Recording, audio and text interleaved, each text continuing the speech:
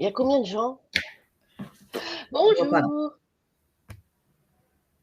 On y est là, je crois.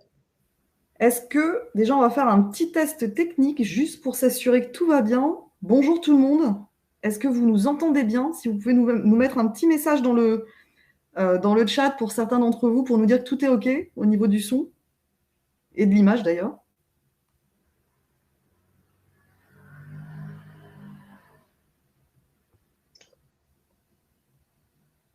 On a des, on Tout a est des OK. Merci participants. Didi. Ah mais je crois qu'on s'est vu tout à l'heure Didi. Mais oui, Vous Lydie, elle suivez était là attentivement déjà. à Christine aussi. Parfait de mon côté. Enchantée. Bonjour tout le monde.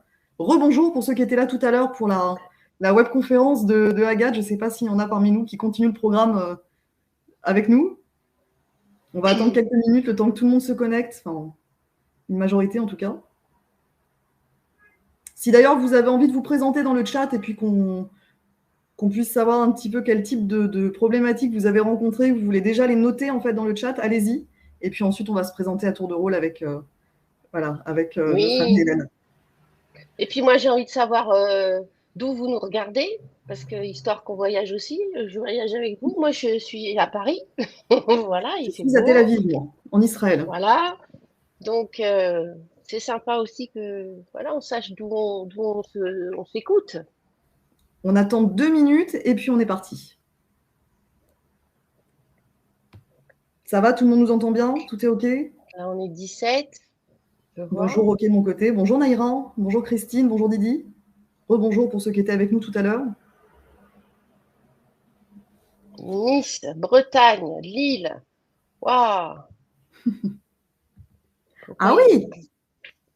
Ah, c'est magnifique. Vive la technologie, hein. Il fait toujours aussi beau à Lille.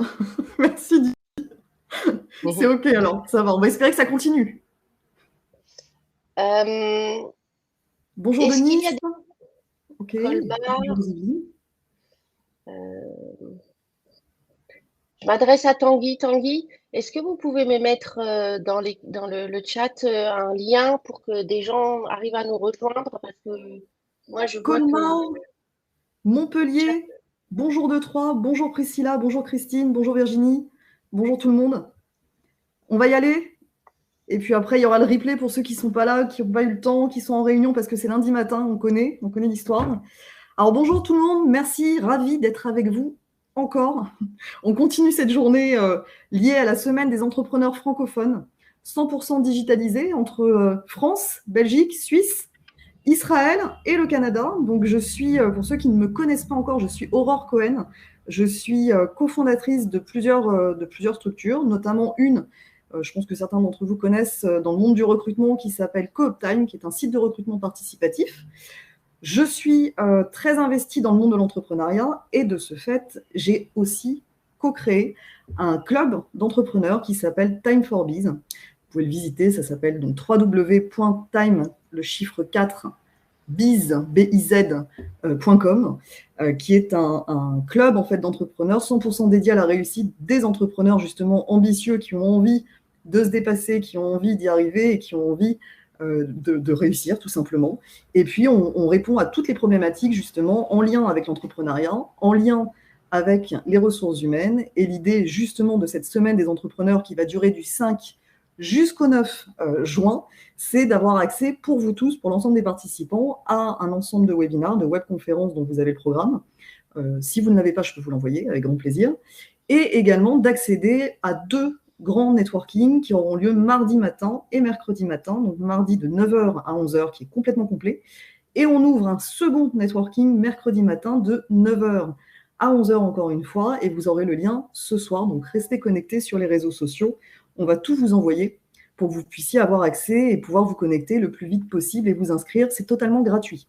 Voilà. Alors, pour cette semaine des entrepreneurs, on a parlé ce matin de l'engagement entre collaborateurs et managers. Et puis, dans cette série, finalement, on va dire un peu plus ressources humaines, en lien avec les ressources humaines, j'ai le plaisir aujourd'hui de recevoir Hélène Barouk.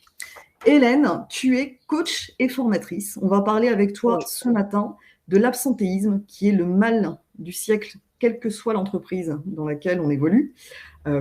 mal du siècle au sens large, dans le sens où on peut avoir toutes les surprises qui existent dans le cadre d'une entreprise, c'est-à-dire un beau matin, avoir un salarié qui était là, et puis finalement, le lendemain, il disparaît, on ne sait pas pourquoi. On peut se retrouver avec un lundi matin sans personne au bureau. Enfin, on a quand même pas mal de cas divers et variés qui existent. Donc toi, tu es directrice Oui, du centre de distribution Work Energy Analysis, tu me dis si je me trompe, pour les pays francophones notamment. C'est une entreprise donc, qui est basée aux Pays-Bas. Et tu as un oui. parcours de... Tu me dis si je me trompe. Hein. Si je me trompe, tu me dis Non, Aurore, non, tu te tu te trompes. trompes pas. Oui, oui, bien sûr, On est t'inquiète entre nous, pas. hein. On est entre nous. Oui, oui, Donc voilà, donc tu as un parcours quand même de 20 ans dans l'industrie pharmaceutique. oui, Tu es coach et spécialisé en analyse de personnalité et des comportements au travail. Et donc toi, oui.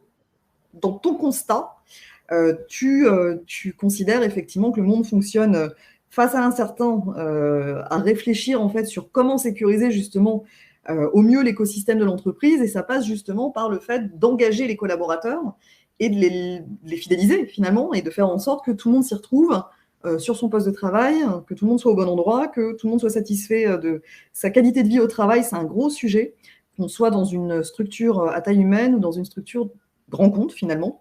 Est-ce que tu peux, s'il te plaît, Hélène, nous donner déjà quelques chiffres par rapport à l'état du marché, l'état des lieux, on va dire, une cartographie globale en termes de chiffres en ce qui concerne l'absentéisme? Alors, avant de rentrer dans les chiffres, je vais, comment dire, commencer à vous partager la présentation que j'ai prévue. Voilà, puisque les chiffres vont arriver derrière. Donc voilà, quand J'en on est au profite, bureau, oui, juste interromps une seconde, excuse-moi, j'en profite pour vous informer que vous pouvez poser des questions dans le chat, n'hésitez pas. oui, On va les prendre au fur et à mesure, on va laisser Hélène développer sa présentation et toutes ces précisions en fait, qui sont très pertinentes et très intéressantes. Donc n'hésitez pas à poser vos questions dans le chat, n'hésitez pas à faire part de vos expériences personnelles, professionnelles bien sûr, et on prendra effectivement le temps de répondre à l'ensemble d'entre vous en milieu et en fin de webconférence. Voilà, je te laisse prendre la main, Hélène. allez, on y va. Donc du coup, oui, je disais, voilà, juste, j'envoie deux personnes qui n'arrivent pas à nous rejoindre le lien. Voilà, c'est fait. Oui, donc ce sujet-là, c'est vrai que lorsqu'on est au bureau et qu'on voit la place d'à côté vide, on a déjà subi ça avec le Covid. Donc, quand on allait travailler en entreprise, on avait l'impression d'aller travailler dans une entreprise fantôme. On pouvait arriver à être deux sur un plateau. Et de revoir ça, je trouve que c'est bon, c'est pas agréable. Voilà.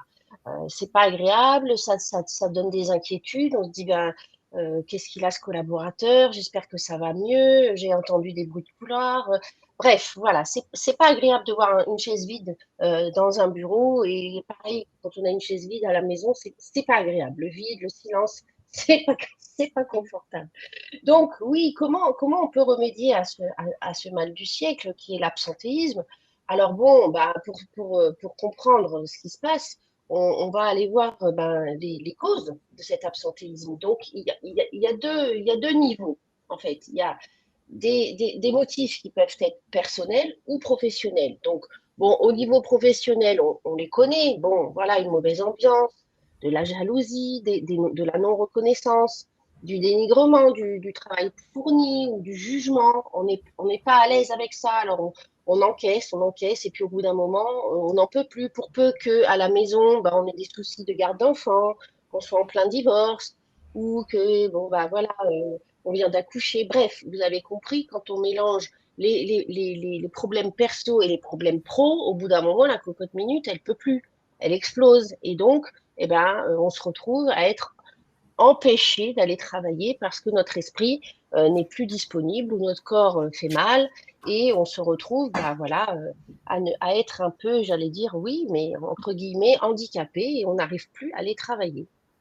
Donc, c'est vrai que de plus en plus, bah, l'absentéisme prend de la place et on va se retrouver avec des situations où il va falloir assumer le travail de ceux qui ne sont pas là ou qui ne viennent plus.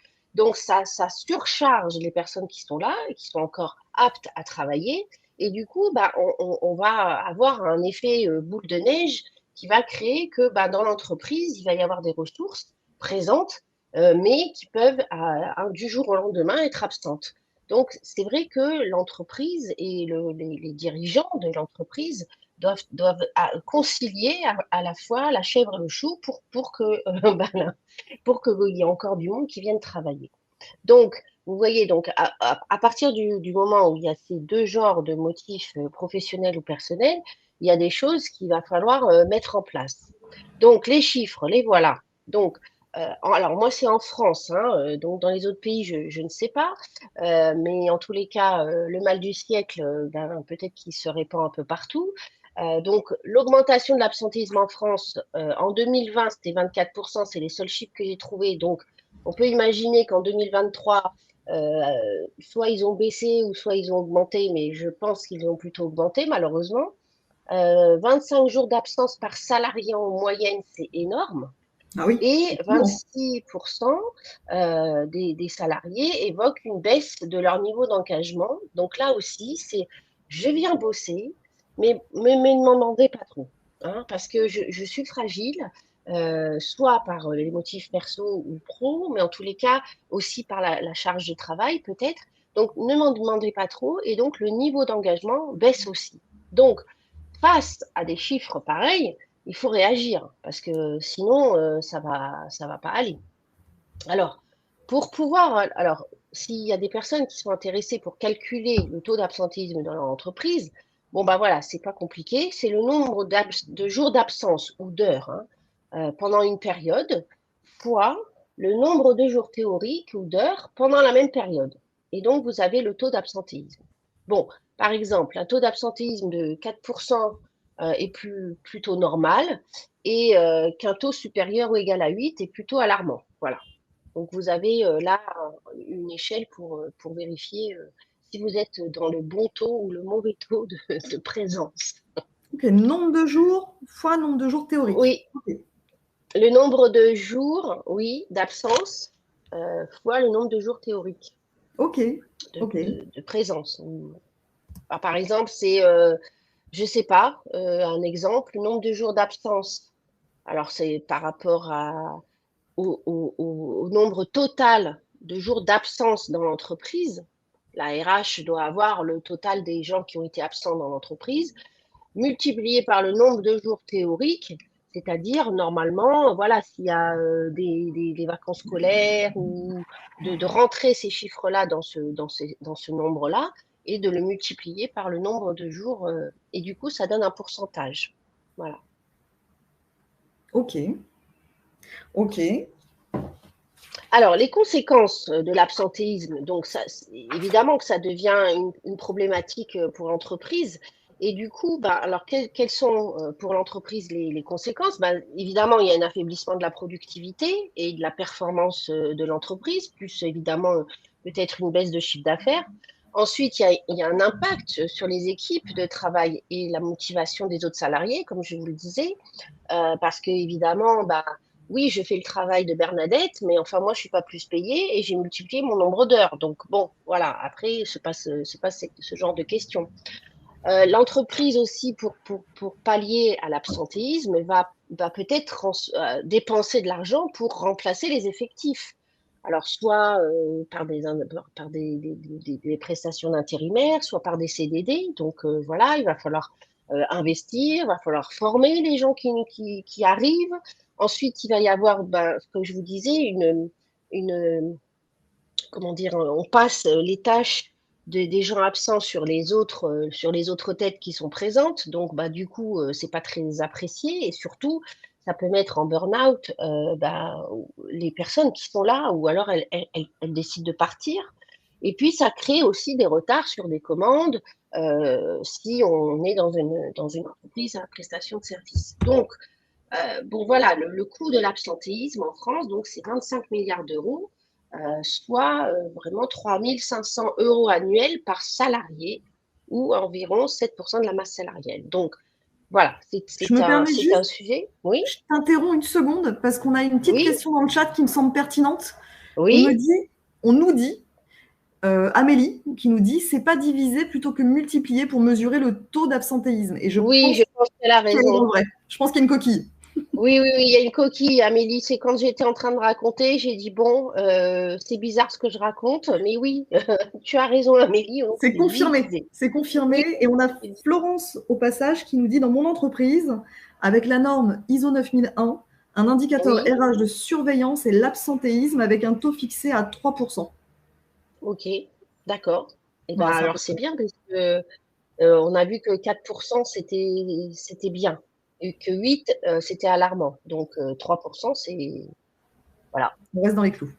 on reste dans les clous. Ok. On te laisse continuer, Hélène, pardon. Oui, oui, non, mais on fait ça en mode interactif. Tu nous as dit qu'on était entre nous, hein, donc On est en entre plus, nous. on est chez nous, en plus, donc ou peut-être qu'il y en a au bureau, mais On en enfin, a en vu à tous la les cas, Réunion, d'ailleurs, j'ai une personne qui a noté qu'elle venait de la Réunion. Coucou la oui, Réunion, coucou tout le oui. monde. Je te laisse continuer, Hélène, pardon. Alors bon, il y a des solutions. C'est ça, comment on peut faire pour prévenir, hein, et anticiper. Donc, les questions à se poser, c'est quels sont les salariés les plus absents? Est-ce que voilà, est-ce qu'il y a un type de salarié ou un endroit dans l'entreprise où les salariés sont plus absents? Ensuite, quelles sont les raisons évoquées par leurs absences? Et quelle est la tranche d'âge des salariés les plus absents? Donc ça, c'est trois questions que je trouve hyper pertinentes pour commencer une analyse de ce qui se passe sur l'absentéisme dans son entreprise. Après, il y a des actions à mener, hein, globales et générales, on va dire pour toute entreprise, c'est déjà de la prise en compte des risques professionnels. Donc voilà, il y a des entreprises qui ont mis moi, une fois, j'étais allée dans une entreprise qui fabriquait des pneus. Et du coup, quand je suis rentrée, on a descendu des escaliers et la personne me dit, s'il vous plaît, veuillez tenir la rampe. Alors, je lui dis, mais pourquoi il me dit ça? Bah, parce que c'était ça, c'était pour limiter les risques professionnels.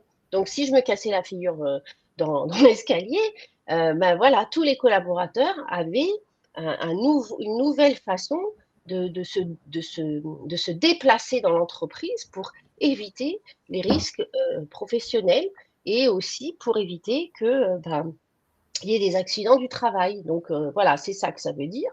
Et ensuite, bon, bah voilà, on l'a vu pendant le Covid, de mettre en place des campagnes de vaccination en cas d'épidémie, c'est une bonne idée aussi. Bon, voilà, Ok, j'espère que ça n'arrivera plus, mais peut-être qu'un croisez les jour doigts. on aura un vaccin contre les gastro, parce que ça aussi, c'est pas mal. Donc voilà. Alors, il y a d'autres solutions. Voilà, il y a les trois questions à se poser, les deux solutions qu'on peut mettre en place de manière générale. Mais si on veut aller en profondeur, c'est qu'il va falloir mener une politique des ressources humaines. Donc, il y a des choses là-dedans. Donc, il y a reconnaissance du travail de ses salariés. Alors, reconnaissance du travail de ses salariés, c'est large. Alors, on va avoir des entreprises qui vont dire, ah ben, ils ont des bonnes primes à la fin de l'année, il y a des avantages, voilà, de plus de nombre de congés payés, bref. Donc ça, il faut voir, mais parfois ça ne suffit pas. Et je fais le lien aussi avec ce que disait Agathe dans le précédent webinaire, c'est-à-dire que la reconnaissance du travail de ses salariés, la reconnaissance est différente suivant chaque salarié. C'est-à-dire que chaque salarié va me dire, moi j'ai besoin d'une reconnaissance comme ça pour mon travail. Moi, comme ça. Donc, oui, il peut y avoir une reconnaissance au niveau, si vous voulez, des avantages pour l'entreprise, voilà, pour remercier les collaborateurs de leur travail. Mais il va falloir peut-être à un moment donné, si vous repérez que c'est dans une population précise qu'il y a toujours le même taux d'absentéisme, de faire plutôt un travail sur les collaborateurs. Voilà. Et c'est ce que proposait Agathe, c'est de, Ce qu'on bon disait ce voilà, matin. exactement. Donc, voilà, on peut passer sur de la connaissance de soi, sur de la gestion voir pour la personne qu'elle se connaisse bien en termes de ses besoins pour pouvoir dire, bah, non, aujourd'hui, pour pouvoir dire à son manager, moi, aujourd'hui, quand tu me dis que mon travail est parfait, ça ne me suffit pas. J'ai besoin que tu me dises pourquoi il est parfait. En quoi mon travail est de qualité. Donne-moi des choses précises. Et c'est ça qui peut être une vraie reconnaissance pour un collaborateur. Donc, c'est vrai que c'est pas inné. Hein. C'est Enfin, pas inné. moi-même ayant été manager dans des entreprises auparavant, Oui, oui, en fonction du niveau de maturité que tu as en termes de connaissance de toi, du parcours, de l'éducation que tu as reçue, de ta culture, des bien sûr. interactions que tu as avec les personnes avec lesquelles tu travailles. C'est vrai que c'est quelque chose qui s'apprend. Alors, il y a des personnes qui l'ont, hein, c'est inné pour elles. Et puis, il y en a d'autres, Mhm. elles ont vraiment besoin d'avoir justement un système de formation qui Oui, les amène à ça. Et il faut qu'elles soient aussi dans une démarche aussi proactive bien là-dedans. sûr, bien sûr. Enfin, voilà, c'était la petite Et parenthèse. évidemment que ça passe par la formation des managers. Un manager, il peut pas tout savoir. Un manager, il a besoin, lui, d'être opérationnel sur les tâches qui l'incombent et en plus, il a la gestion de son équipe. Donc, bah, comment on gère une équipe? Ça s'apprend. C'est clair. Donc, donner aussi, voilà, offrir des formations pour qu'il y ait un climat de confiance et qu'on puisse se parler d'égal à égal.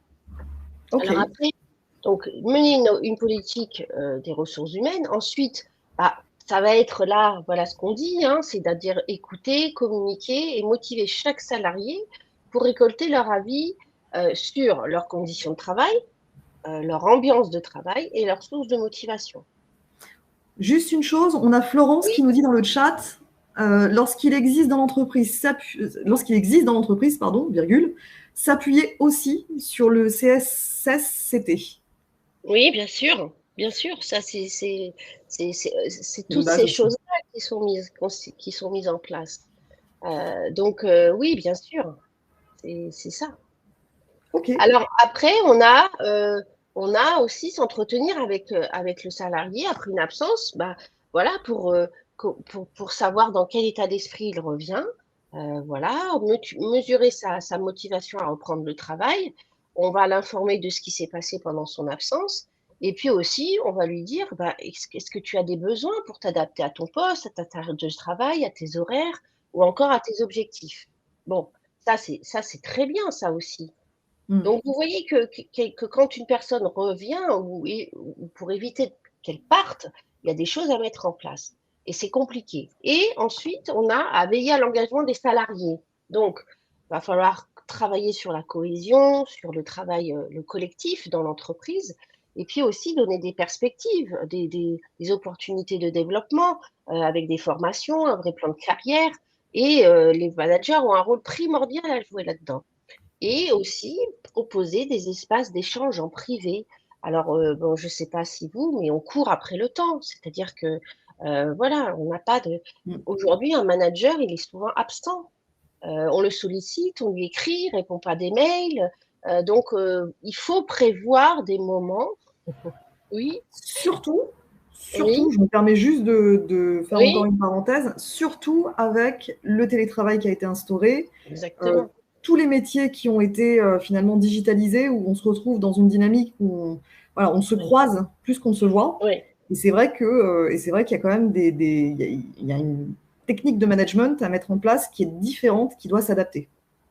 bien sûr. Et puis s'auto-motiver tous les jours, se réveiller, voilà. Et pour pour l'avoir vécu, voilà. Donc moi, avec un manager, bon, des fois j'arrivais, j'étais un peu, j'avais l'impression que j'avais fait tout ce qu'il fallait que je fasse. J'avais besoin d'un rebooster et de parler avec ce manager. Eh ben, boum, ça nous crée une synergie, ça nous crée une dynamique et hop, ça repartait. Donc, comment dire, c'est très, très important d'avoir des échanges, que ce soit avec ses collègues ou avec son manager pour recréer de la dynamique et pour rebooster et continuer à avoir un niveau d'engagement stable. Bon, voilà. Donc, vous l'avez compris, c'est toutes ces solutions qui peuvent être mises en place pour pallier justement à l'absentéisme. Alors, euh, qu'est-ce que j'allais faire une bêtise? Non, ben voilà, j'ai arrêté le partage d'écran, c'est pas grave, je Alors, savais que j'allais faire une bêtise. je profite de la bêtise, Oui, je profite de oui, la oui, bêtise profite. pour poser la question suivante. Oui, Ah oui, effectivement, là, on est parti dans oui, oui, du. non, mais voilà, voilà, voilà. C'est graphique. Tanguy, Donc, help, voilà, j'en voilà, voilà, profite voilà. pour vous poser la question à tous le temps qu'on règle ce petit problème technique. Euh, Quelle politique quel type de politique de gestion de Voilà. l'absentéisme vous avez mis en pratique en interne dans vos entreprises. Est-ce que vous pouvez mettre dans le Oui, chat en oui. quelques mots, hein, on va pas vous demander de faire un résumé, mais vraiment, voilà, en quelques mots, en mots-clés, qu'on puisse un petit peu voir l'étendue de ce qui a pu être fait chez vous, que vous soyez en grande, petite, moyenne entreprise ou même start-up. S'il y a des start-upers ici, ça nous intéresse. Parce qu'on a différents, alors on a une typologie aujourd'hui et toute la semaine d'entrepreneurs, on a des RH, on a des personnes qui sont dans le domaine, dans des domaines du management, pardon, en entreprise, dans différents secteurs d'activité. Et c'est bien justement d'avoir un petit peu un état des lieux de ce qui se fait dans les différents secteurs d'activité, dans les différents métiers, parce qu'à chaque entreprise, une technique différente pour gérer justement la politique de gestion de l'absentéisme. On n'a pas forcément les mêmes outils, on n'a parfois pas d'outils pour gérer. Quand on est une jeune entreprise naissante et qui attend pour faire une levée de fonds, par exemple, c'est pas forcément évident. Donc voilà, il y a plein de situations, il y a plein de cas différents. Est-ce que vous avez vous-même mis en place une politique de gestion de l'absentéisme et est-ce que vous pouvez nous en dire un petit peu plus dans le chat? Voilà, ça nous permet d'avancer après sur l'autre sujet. Tu as réussi à régler le problème, je vois, Hélène. Oui, Tanguy était là derrière. Magnifique. Alors, moi, j'ai une anecdote. Ce matin, donc, j'ai appelé ma mère et je lui ai dit que je faisais ça ce matin.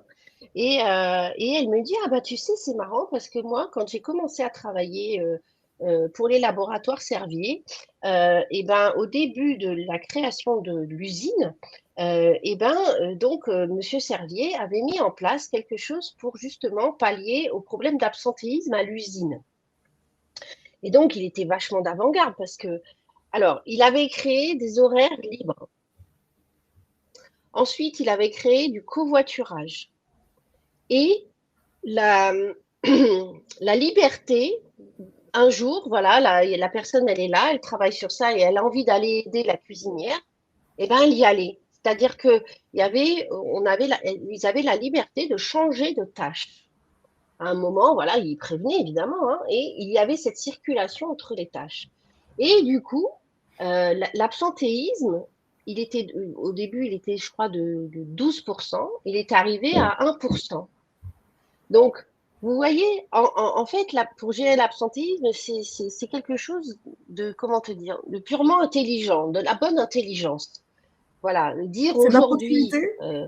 C'est de la proximité. alors, C'est de l'accompagnement. proximité, de l'accompagnement, oui, de pallier aux difficultés qui peuvent arriver dans l'entreprise en général, et Ouais. aussi d'être à l'écoute de ses collaborateurs, d'être à l'écoute de leurs conditions de travail, et de ne pas être, voilà, moi je suis dans mon tunnel, les autres ça bosse, il y a des managers pour ça, voilà, je m'en occupe pas. Non, c'est comme une plante qu'il faut arroser et qu'il faut maintenir en vie, une entreprise. Donc, il faut la surveiller. Vous voyez, déjà aujourd'hui, on travaille avec les générations X, Y et Z. Sur ces générations-là, imposer des horaires, c'est pas possible. Pourquoi un jeune n'aurait pas le droit de venir au bureau à 10 heures et de partir à 20 heures s'il en a envie? Du moment que lui, il est bien avec son rythme. Et c'est Alors, ce qu'on appelle, oui, Vas-y, je t'en prie, je te laisse finir ta phrase.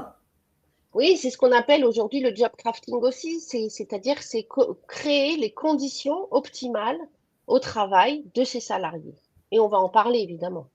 Alors, ça me Vas-y, permet de alors, rebondir sur le chat, encore une fois. On a oui, Amélie qui nous bonjour. dit qu'elle a mis en place donc une prime de présence dégressive. Ça ne fonctionne pas. Alors, elle est preneuse de bonnes Ouais. pratiques. Donc, on va y venir. On va y venir. Bah oui, Là, Amélie, on va y Hélène est là venir, pour ça sérieusement, ce matin. sérieusement, Même, parce même moi, qu'après dans le avoir cadre, fait, voilà, dans le cadre de CoopTime, du site de recrutement ou dans le cadre de Time for Biz du club, ce sont de toute façon voilà, des manières de penser. Et là, on fait fonctionner l'intelligence collective justement pour les bonnes oui, pratiques, pour s'améliorer et pour trouver des solutions de façon collective. On a Florence également qui nous dit toutes les solutions évoquées sont appliquées par nos managers. Seulement, la oui, direction reste sourde aux alertes. D'où l'importance de l'implication des dirigeants. Je pense que c'est la base. bien sûr. C'est-à-dire que le dirigeant, c'est lui qui va impulser finalement ce mouvement d'écoute, d'attention, de bienveillance. Alors, s'il n'a pas envie de faire ça, mais qu'il vous donne les moyens de pallier à ces alertes, moi ça me va. Ok, il ne veut pas les prendre en charge, mais s'il vous donne le budget pour que vous puissiez les prendre en charge, ça va le faire. Mais au moins qu'il vous donne quelque chose. Voilà. Mm. Oui, c'est toujours pareil, c'est une Bon, question de budget. donc voilà. S'il donne Après, le budget, on si je peut peux me s'arranger. permettre, ça Oui, c'est valable effectivement oui, pour les grandes structures ou dans les oui, structures dans lesquelles effectivement il y a un budget prévu, prédestiné à cela. oui, Mais dans des entreprises naissantes ou dans des entreprises qui sont, on va dire, oui, jeunes de 2-3 années, d'accord, c'est vrai que quand on oui, n'a pas de budget, il faut des idées. Et on a besoin oui, justement de mettre en place des idées qui soient moins coûteuses, ou même pas coûteuses du tout, mais qui nous permettent déjà oui, d'amorcer un process de oui, changement pour justement inverser cette tendance. Et on a justement oui, Florence qui nous dit nous faisons face à une vague de démission de nos cadres. C'est quand même pas rien. Si c'est une vague, alors c'est toujours comme oui, ça, hein. Je vous mets à l'aise, Florence. En règle générale, il y en a un qui commence, il y a une vague, on renouvelle, et puis après, tout redevient calme pendant 2-3 ans, et hop, c'est reparti. Sauf dans certaines organisations, ça c'est les chiffres, dans certaines organisations où effectivement il y a un gros turnover, et là, il faut se poser les bonnes questions aussi. C'est qu'il y a un souci en amont. On a Fatima également qui nous dit: je suis salariée et quand j'ai un coup de baisse de morale, je vais voir mon oui, manager, il me rebooste, il est vraiment ok, bienveillant et trouve toujours des solutions. Et ça me redonne de l'énergie aussitôt. J'ai la chance d'avoir un manager à l'écoute. voilà. Et ben, C'est tout. voilà, c'est ben c'est d'avoir en face quelqu'un. C'est juste pouvoir discuter. Tous les problèmes se résolvent si on a en face la possibilité de pouvoir parler.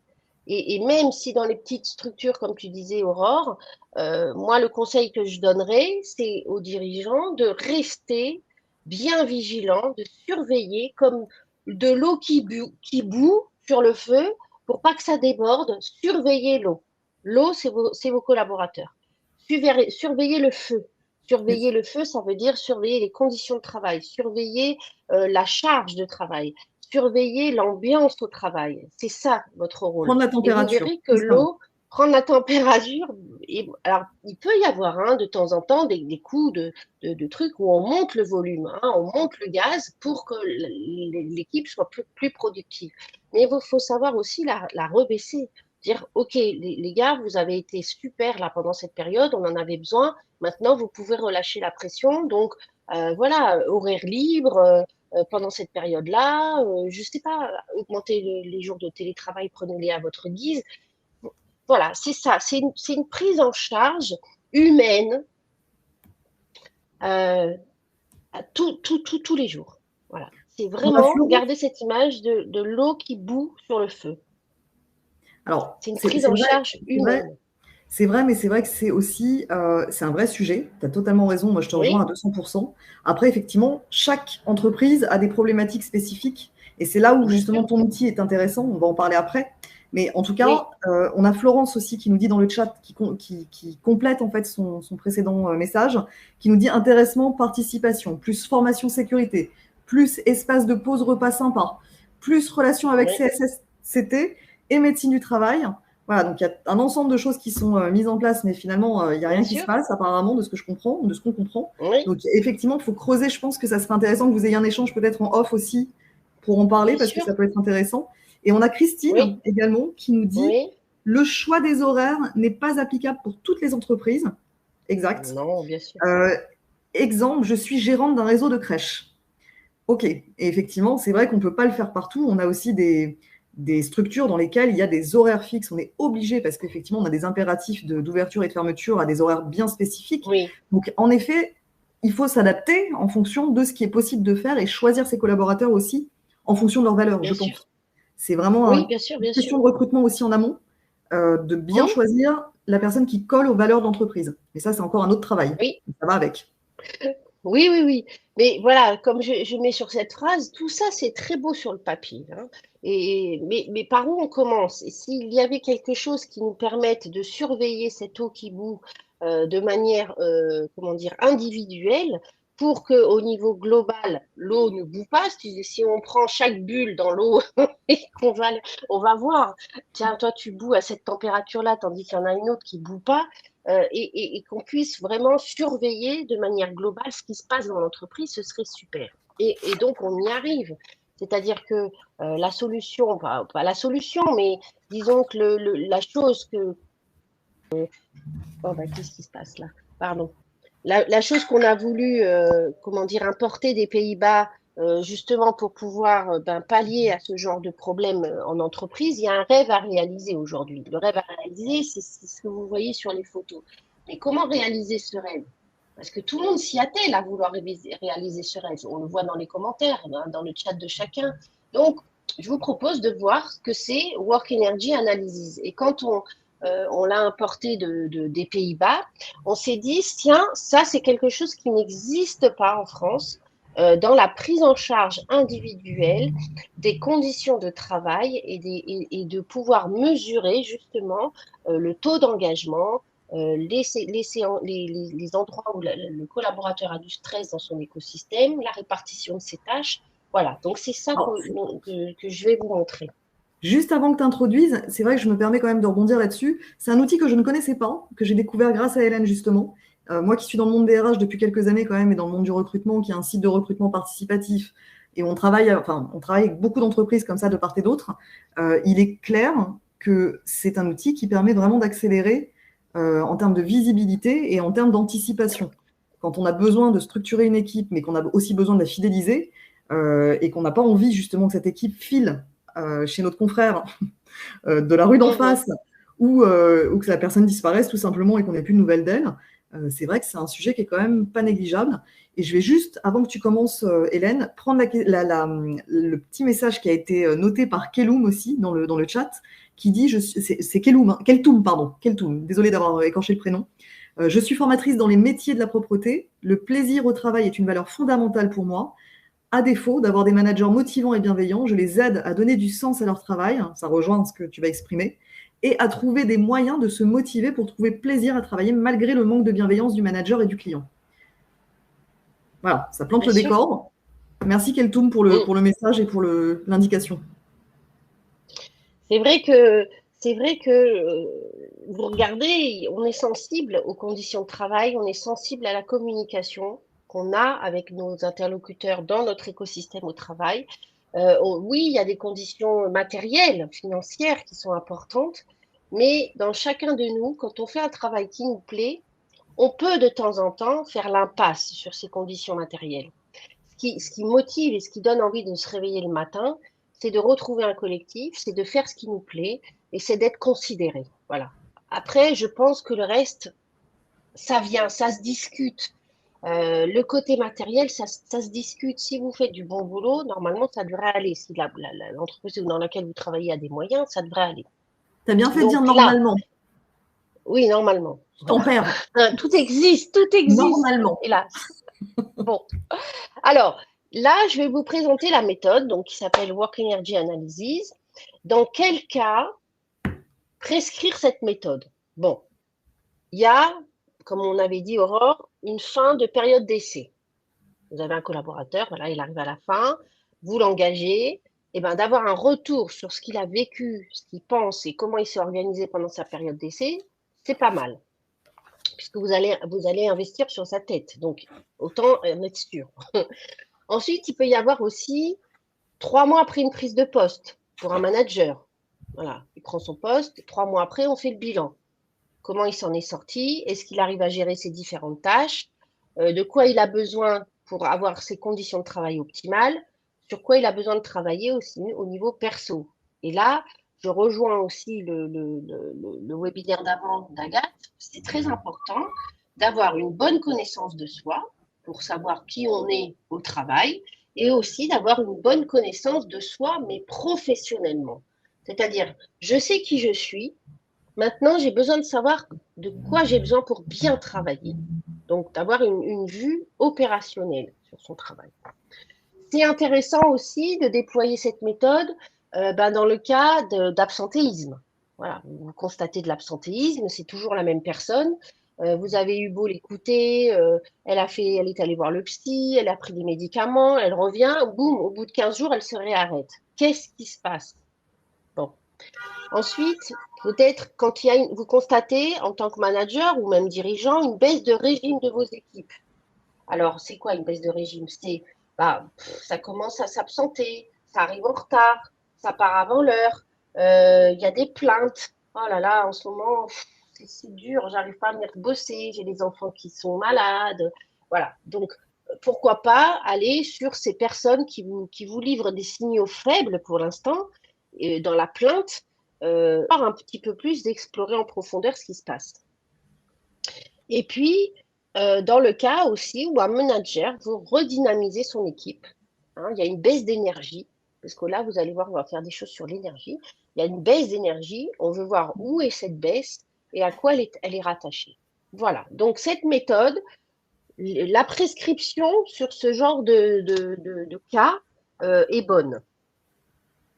Alors, c'est un déploiement et un résultat en 2 mois. Donc, vous voyez que ça va très vite à partir du moment où on se met sur un rythme rapide avec le collaborateur. Donc, il va y avoir un entretien avec les dirigeants ou les RH ou les managers où on va faire la récolte des besoins. Ensuite, je vais envoyer un questionnaire qui s'appelle le T0 en ligne à la personne. On va prendre un rendez-vous d'1 h 30, on va débriefer le questionnaire. À partir de ce débriefing, on va mettre en place un programme avec un nombre de séances de coaching pour conduire le collaborateur à réaliser son plan d'action qu'il aura mis en place avec le coach au moment du débriefing. On fait le nombre de séances de coaching qu'il faut. Généralement, il n'en faut pas beaucoup, de 2 à 6, puisque déjà lors du débriefing, on a une belle analyse, on va bien en profondeur. Donc, 2 à 6 séances, ça suffit largement. Je renvoie un deuxième questionnaire pour mesurer le chemin parcouru par le collaborateur et voir s'il est en lien avec les objectifs qu'il s'était fixés. Et débriefing du questionnaire numéro 2. Voilà pour la phase de déploiement. Bon, à partir de là, on va rentrer dans le détail du profil pour que vous puissiez voir sur quelle thématique on fait réfléchir le collaborateur. Hélène, Alors, est-ce que tu oui. peux agrandir, pardon, un tout petit peu pour qu'on puisse voir clair ton document parce que je ne suis pas sûre que tout le monde voit bien. Enfin, moi, en tout cas, je ne vois pas bien. Bon, sinon, tu nous détailles. Je ne peux pas. Donc là, c'est juste Bon. la photo. Il n'y a rien à voir dessus. Hein. C'est juste la photo pour montrer la première page du questionnaire. Okay. Et donc, il y a 5 possibilités au niveau de la méthode qui s'adapte. Donc, c'est soit un questionnaire pour le manager ou le dirigeant. Il peut y avoir un questionnaire spécifique aussi pour le collaborateur. Et il y a 2 langues qui sont le français et l'anglais dans lesquelles on peut remplir et répondre au questionnaire. Et on peut avoir aussi un profil d'équipe sur demande. Voilà, ça c'est le décor. C'est le menu. Donc voilà, vous choisissez c'est pour qui et dans quelle langue. Voilà. Maintenant, on va rentrer. Donc voilà, c'est là que j'ai agrandi les images. On les voit bien? Très bien.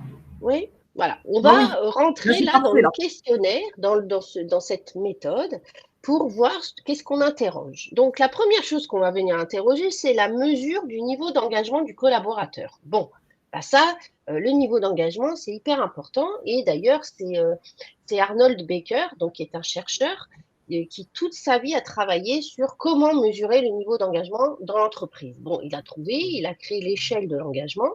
Et ici, on a les 9 phrases qui appartiennent à son échelle. Donc, ces 9 phrases, la personne derrière, quand elle remplit, elle a, vous voyez, alors mon travail m'inspire jamais, ça va être numéro 1, parfois, régulièrement, et nous, on va se retrouver avec des résultats ici. Donc, ce collaborateur, qui est un vrai collaborateur, qui était manager dans une grosse société de cosmétiques, a répondu. Donc, c'est une vraie personne. Hein. Donc, il s'appelait Bernard, on va dire. Et Bernard, on voit qu'il a un niveau d'engagement à 27. Bon, vous voyez que les 3 premières phrases mesurent la valeur du dévouement. Voilà. Est-ce que Bernard est dévoué à son travail? Ensuite, est-ce qu'il a de la vitalité? Et le flow, c'est est-ce qu'il a du plaisir, de l'enthousiasme, de l'épanouissement dans son travail? Voilà. Donc, vous voyez qu'ici, on va aller, je vais interroger Bernard sur, tiens Bernard, aujourd'hui, qu'est-ce que vous pensez de votre niveau d'engagement? Est-ce que vous pensiez que vous étiez à ce niveau-là? Alors, il me dit, franchement, oui, et je pensais même que c'était pire. Ah je dis, écoutez, alors on a une bonne nouvelle. Alors, le meilleur taux d'engagement, c'est 45. C'est si on a les 5 fois ici, qu'on a 5 partout. Ça, c'est le top de l'engagement. Là, Ça, on est c'est le bien. top de l'engagement. Là, on est bien. Voilà. Donc 27, c'est pas terrible, hein. C'est considéré comme un niveau d'engagement assez bas. Et du coup, on va aller voir en profondeur en disant, bah, tiens, aujourd'hui, qu'est-ce qui se passe? Qu'est-ce qui se passe dans votre vie professionnelle ou personnelle qui pourrait expliquer ces résultats? Donc là, on a une investigation très, très factuelle. On ne coache pas au moment du débriefing. C'est vraiment, on va chercher de l'information pour pouvoir expliquer les résultats. Je t'interromps une seconde pour la suite. Il nous reste 15 minutes Oui, de allez, présentation j'active. sur le Oui, chat, sur le webinar, pardon. Si vous avez des questions dans le chat, vous pouvez les poser en parallèle, hein. Comme ça, on les prend. On prendra 5 minutes à la fin du webinar pour prendre vos questions, si vous en avez. Et à l'issue de ce webinar, vous aurez donc le document à télécharger avec toutes les coordonnées aussi de Hélène pour pouvoir la contacter et pour pouvoir en savoir plus sur l'outil et pour pouvoir vraiment, parce que je ne sais pas si on va avoir le temps de faire le tour de tout l'outil, mais en si, tout si, je vais cas, aller plus vite. comment? Je vais aller plus vite. Oui, non, c'est juste pour bien expliquer qu'il y aura possibilité pour ceux qui le Oui, souhaitent d'avoir tes coordonnées et de pouvoir faire de l'individuel sur longtemps. On a vu qu'il y avait pas mal de problématiques différentes sur vos entreprises. Donc voilà, l'idée, c'est vraiment de pouvoir ensuite en discuter en one-to-one.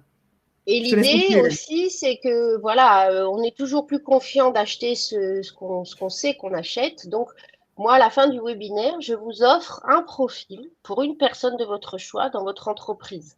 Donc, restez jusqu'à la fin, au moins, pour que vous puissiez me donner vos commandes, me laisser votre nom, et puis voilà, que je puisse vous offrir ce profil. Donc, je vais un petit peu plus vite. Donc, après avoir mesuré le niveau d'engagement, on va aller sur quelles sont aujourd'hui dans ton écosystème les thématiques qui te posent problème. Qui te posent problème, ça veut dire qui te mettent en stress. Donc, vous voyez que sur ces deux photos, il y a 7 thématiques. Là, voilà, la relation avec les collègues, les collaborateurs, avec le manager, les opportunités de développement, le degré d'autonomie, la charge de travail, la balance vie privée, vie pro, ça c'est hyper important, et comment C'est clair. aussi se situe au sein de l'entreprise. Donc la personne va me remplir, va répondre il y a 3 questions par thématique. Par exemple, je prends celle-là. Vous sentez-vous apprécié par votre manager? La personne me dit, Bernard, il me dit souvent, je me sens apprécié. Cette question de savoir si je suis apprécié me cause un stress à 8. Mais en revanche, j'ai un niveau d'influence sur cette question à 6. Bon, très bien Bernard. Alors, est-ce que vous pouvez m'expliquer souvent, c'est-à-dire combien de fois par jour, par semaine, par mois, par année, vous avez cette question qui vous taraude? OK? Et combien, vous me dites que ça vous génère un stress à 8, cette question. Qu'est-ce que vous avez mis derrière le 8? Qu'est-ce que ça veut dire? C'est comment vous vivez ce stress? Qu'est-ce qui se passe? Qu'est-ce que les autres voient quand Bernard est stressé par rapport à cette question? Donc, Bernard m'a déroulé ça, hein. Il m'a dit, écoutez, moi je ne sais pas, parce que des fois je fais des réunions et puis j'ai fait quelque chose de bien, mais je n'ai pas de retour de mon manager. Je ne sais pas s'il a apprécié mon travail. Alors j'ai dit, mais c'est votre travail ou si c'est vous? Enfin bref, donc on cherche à comprendre. Et pareil, vous avez un niveau d'influence à 6 sur cette question. Quel est ce niveau d'influence? Je sais que je peux aller parler à mon manager. La porte est toujours ouverte, mais comme il est tout le temps occupé, j'ose pas le déranger. Voilà. Donc, je sais que je peux avoir une influence, mais je la mets pas en pratique. Donc, vous voyez que là, le but, c'est de récolter les moyens que le collaborateur a lui-même pour qu'il puisse baisser de manière autonome son niveau de stress. Donc, on a ici le moyen de lui révéler son pouvoir d'agir. Et c'est en utilisant son pouvoir d'influence qu'il va pouvoir baisser ses zones de stress. Donc, ici, on remet le collaborateur en étant acteur de sa vie dans son écosystème au travail et on lui dit arrête de subir, agis. Tu as les moyens d'agir, agis. Voilà. D'accord. OK. Ça, c'est sur cette partie-là.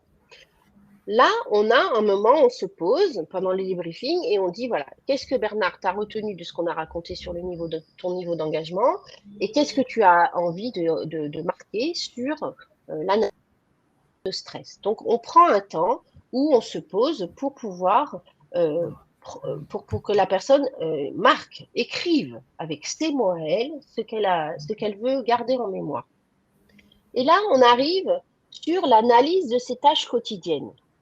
Donc, dans ces tâches, dans le questionnaire, le collaborateur va me renseigner des tâches qui lui consomment de l'énergie, des tâches qui lui fournissent de l'énergie. Bon, quand on a ces deux sortes de tâches qui consomment et qui fournissent, on va aller voir ce qui se passe au niveau de sa journée. C'est vrai que Bernard, lui, alors vous voyez sur le camembert ici, il a plus d'horaires, de temps, d'heures qui passent comment dire, en baisse d'énergie en tâches qui lui fournissent de l'énergie. Donc, si toute la matinée, vous faites des tâches qui vous consomment de l'énergie, jusqu'à la dernière de la journée, ne soyez pas étonnés que le soir, vous allez rentrer pas bien. Hein, et que si votre enfant vous demande, maman, donne-moi le shampoing, et que vous allez l'envoyer balader. Donc, c'est travailler sur cette répartition d'énergie, de dire, bah, tiens, aujourd'hui, il faut que je sois en capacité de pouvoir réguler mes tâches en fonction de l'énergie qu'elle me demande de libérer. Ok. Donc là, je vous le dis rapidement, et ce qui est intéressant, c'est d'aller voir aussi dans quel état j'effectue ces tâches. Est-ce que je les effectue dans le stress, dans la routine, dans l'ennui, ou est-ce que je les exécute dans le flow? Le flow, c'est cette espèce de relation qu'on a avec notre travail lorsqu'on est dans une bulle de plaisir. Voilà. Aurore, ça se voit qu'elle travaille dans une bulle de plaisir. Et que limite, Tu as vu elle se ma couche bulle le soir autour, en c'est ça? disant, Je dégage voilà, du elle se plaisir. dit, oui, oui, tu fais ça avec une telle facilité, avec le sourire. Tu as 5 webinaires à animer aujourd'hui. Ben non, tu es contente. Voilà, Ah parce bah que oui, tu as cette relation avec ton travail qui te convient et où tu prends du plaisir plus que de stress, d'ennui ou de routine. Voilà, exact. donc c'est ça.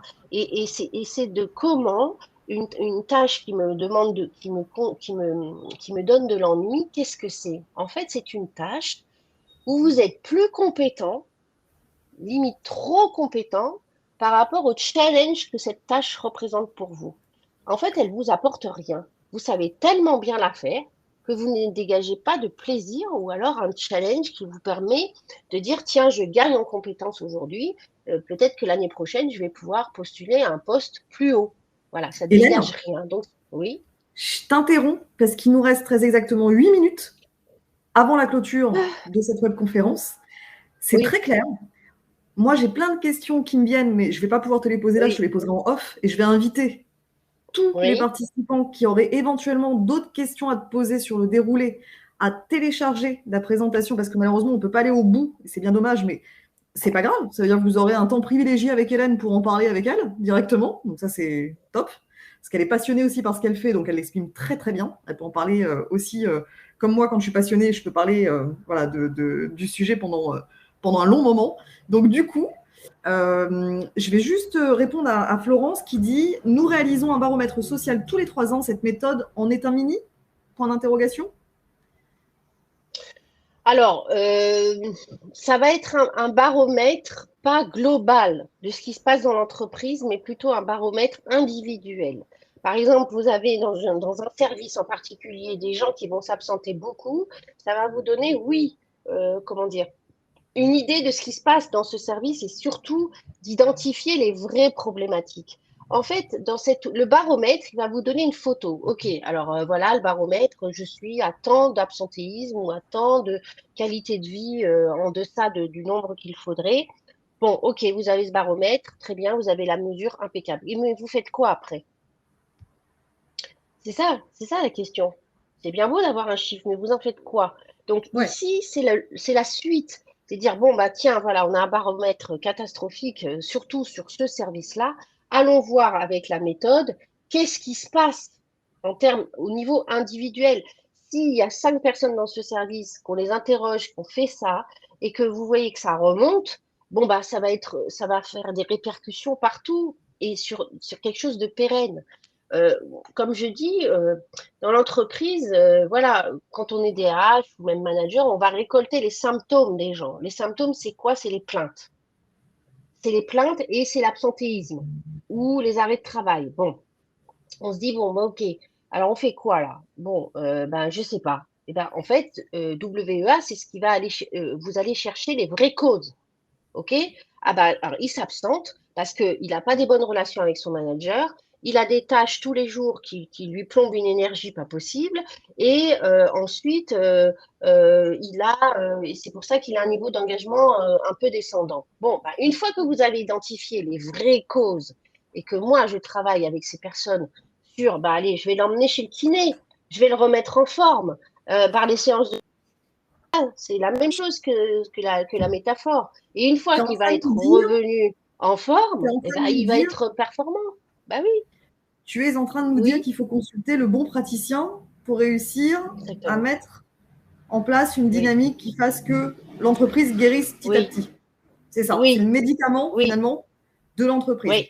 Alors, C'est il nous le reste bon exactement, praticien avec un bon diagnostic. J'ai il les nous huit reste, minutes. Si vous me voilà, il nous reste, laissez, j'y vais, je finis et bien. Allez, je fais allez, allez, vous m'encouragez, allez, j'y vais. Allez, huit on minutes, je t'encourage. finis.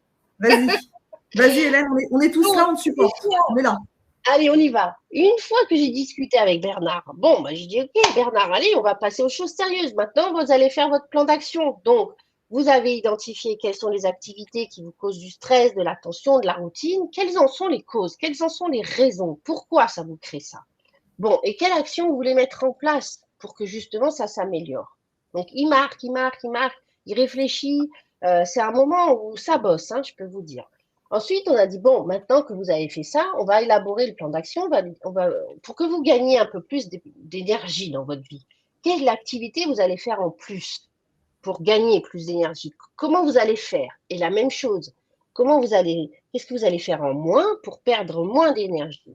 Et comment? Par quelles actions concrètes? Ok, il a marqué Bernard, il avait chaud, il n'en pouvait plus. Sacré Bernard. Alors il me dit, non, non, il me dit, mais ok, mais moi, j'ai pas tout sous contrôle. Je dis, mais il n'y a pas de problème. Quelle question vous voulez aborder avec votre responsable? Comment il peut participer au fait de créer pour vous les conditions optimales? Donc, il m'a dit, bah, en fait, j'aimerais bien que mon responsable m'augmente mes jours de télétravail. Je dis, OK, pour quelles raisons? Il les avait. Donc, il va pouvoir aller argumenter face à son manager. Bon. Et après, alors je lui dis, bon, alors maintenant, de quoi, moi, qu'est-ce que je peux vous apporter? Il me dit, écoutez, Hélène, vraiment, j'aimerais beaucoup que vous m'aidiez à oser aller déranger mon manager. J'ai pas de problème. On va travailler ça en coaching. J'aimerais aussi que j'arrive à le soir à terminer à 19h et que je rentre chez moi parce que ma femme, elle m'a préparé un bon repas et si je continue, elle va vouloir le divorce. Ok, on va travailler sur ça. Donc, à la fin de ces 1h30 de débriefing, là, on a quelque chose, on va travailler maintenant en séance de coaching qui est la séance de kiné où je vais aider la personne à reprendre en forme et devenir voilà, quelqu'un qui va pouvoir assumer son poste sans plus s'absenter sur les vraies raisons. Donc ça, c'est Hélène, très important. Hélène, merci beaucoup. Très Allez, clair. Bernard est ok, bien pris en main si on comprend bien. oui, Bernard est géré de exactement. A à Z dans le cadre de cette démarche. C'est un très bel Oui, outil. Alors d'ailleurs, on a un petit message de Willem qui nous dit bravo, belle présentation. J'ai entendu de cet outil et des entreprises et coachs qui l'utilisent. Beaucoup de bien, ils sont ravis avec des superbes résultats. Je suis convaincue, je vais l'utiliser. Donc avec grand plaisir. bon, Il faut s'adresser directement donc à Hélène qui va laisser ses coordonnées. On a un document à télécharger à l'issue en fait de ce webinaire. N'hésitez pas à poser vos questions en direct à Hélène. N'hésitez pas à prendre ses coordonnées directement sur le document qui sera laissé donc, et téléchargé. En ce qui me concerne, je vous rejoins, on se rejoint pour ceux qui veulent, ceux qui peuvent. On se rejoint pour la suite de la semaine des entrepreneurs cet après-midi avec justement dans la même thématique. On est encore une fois sur le thème de l'absentéisme quand un salarié ne se présente plus au travail. Comment réagir d'un point de vue juridique? C'est Rachel Nizet, qui est avocate en droit du travail, qui va intervenir sur ce sujet. Et Dieu sait que c'est un vrai sujet parce qu'on a un peu plus d'une centaine de participants cet après-midi. Donc, si vous voulez nous rejoindre avec grand, grand plaisir, vous avez encore le lien qui est accessible. Hélène, un mot ou deux mots pour clôturer ce webinaire. Là, il nous reste allez, une minute. alors le premier mot, j'ai mis mon téléphone, j'ai mis mon mail. Si vous avez envie de tester cette analyse, cette méthode pour pouvoir ensuite la déployer ou pas, appelez-moi et je vous offre un profil gratuit sur l'un des collaborateurs de votre choix. Donc ça, c'est la première chose. Et la deuxième chose, j'espère qu'on va tous y arriver un jour à faire que l'absentéisme va baisser. En tous les cas, gardez cette image de l'eau qui bout, gardez vos oreilles à l'écoute et baissez de temps en temps le feu pour pouvoir garder vos collaborateurs mobilisés et penser que l'écoute, c'est très, très important. Et la La dernière chose, sagesse je vous remercie, d'Hélène. la sagesse, euh, la 3 chose minutes. la plus simple. Hein. Allez, merci beaucoup à tous. Belle Passez une journée à très bonne tous. journée. J'espère avoir de vos nouvelles. À très bientôt et merci pour votre écoute. À très vite. Très bonne journée. Et puis, beaucoup de succès à tous dans le cadre de vos activités. À très vite.